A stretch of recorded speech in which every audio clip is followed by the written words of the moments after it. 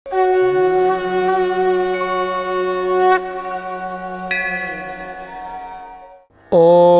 क्रीं महाकाल्यै नमः। नमस्कार दर्शक बंधु, जय जगन्नाथ। मु आपण मानकर श्रीवत्स कड़ीरत्न ज्योतिर्विद वास्तुविद आज आपण मान को स्वागत जनाऊँगी आज सप्तांग कार्यक्रम को। आज हूँ आश्विन मास कन्या 27 दिन अक्टोबर मास 13 तारिख रही सोमवार, जहाँकि चंद्रंकर बार, देवदेव महादेवंकर आज बार चमत्कार बारटीए। सप्तमी तिथि रही दिन 12:25 पर्यंत। यहाँ पर अष्टमी तिथि भोग हे। आर्द्रा नक्षत्र रही दिन 12:27 पर्यंत। यहाँ पर पुनर्वसु नक्षत्र भोग हे। मिथुन राशि चंद्रमा अवस्थान करिसेंती। आज रहिबे अहोरात्र अर्थात 60 दंड पर्यंत आज भोग हे। परिघ जोग रही, बवकरण रही। रव्यंश जदि आम देखा 25 अंश 19 कला एवं 44 विकला पर्यंत आज रवि गति करिसेंती, जहाँकि अंशात्म मान को रेकर्ड करा जायछि। आज जदि आम शुभ समय देखा दिन 8:50 मध्य रोचंती, दिन 12:44 रु दिन 3:03 पर्यंत रोचंती, रात्र 7:51 रु रात्र 11:08 पर्यंत रोचंती एवं रात्र 1:38 रु रात्र 3:14 पर्यंत आपणकर रोचंती। शुभ समय समय कौन कार्य आपण शुभारंभ करें जदि कौन प्रकार कार्य आप त्वरान्वित करने चाहती एवं निश्चित खाद्य हिसाब से जदि आम देखा दर्शक बंधु, ताले आज ताल एवं नड़िया आपण खातु ना। जदि आपण परिवार रे कौनसी नूतन करी पिलाटे जन्मग्रहण करुच्ची, ताले तार आर्द्रा नक्षत्र मिथुन राशि हेब, जहाँकि 6/3 नरगण पिलाटी प्राप्त हेब।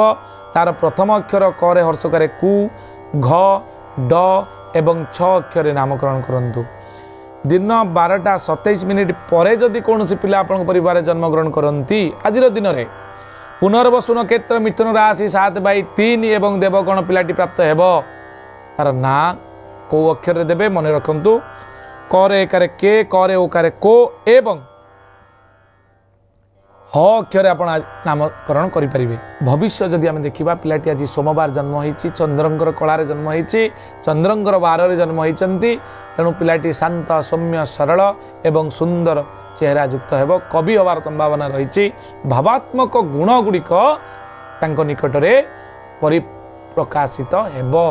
आज जदि कौन आपण परिवार रे लोकटे मरी जाउछंती अर्थात मृतप्राप्त होउछंती, ताले दिन 12:25 मध्य जदि मरुचंती एवं दिन 12:27 रु परे आपणकर एकपाद पुष्कर दोष थिबारु, गोपशु गोत्र संपद नाश हबार भय थिबारु आपण अन्नादि तिल कांचन दान करंतु। कौनसी ग्रह ब्राह्मण जो माने ज्योतिषी बा ज्योतिर्विद से मानकु डाकी आपण तार प्रतिकार विधान करंतु एवं जो आपणकर पुष्कर होम शांति कर्म रही सेटा साधन करंतु एवं मन रखन दर्शक एक कुप्रथा रही मत्स्य बलि को अवॉइड करंतु।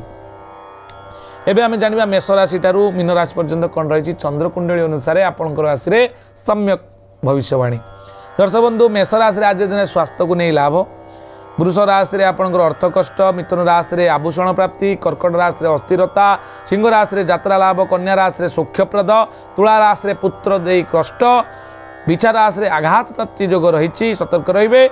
धनु राशि संपत्ति को नहीं खुशी अनुभव करेंगे एवं मकर राशि आपंकर स्वास्थ्य उन्नति, कुंभ राशि सहयोग प्राप्ति, मीन राशि कलह जोग रही। ये थिला संपूर्ण सूचना। दर्शक बंधु, आज दिन हूँ सोमवार अर्थात चंद्रंकर बार।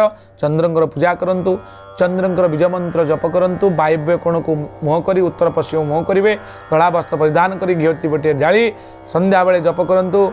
ओं श्रां श्रीं श्रौं श सोमाय नमः। ये निश्चित भाव में आपण अधिक शुभंकर हेब। आज एतिकी, पुणी देखा आसंता काली आज सप्तांग कार्यक्रम। नमस्कार, जय जगन्नाथ।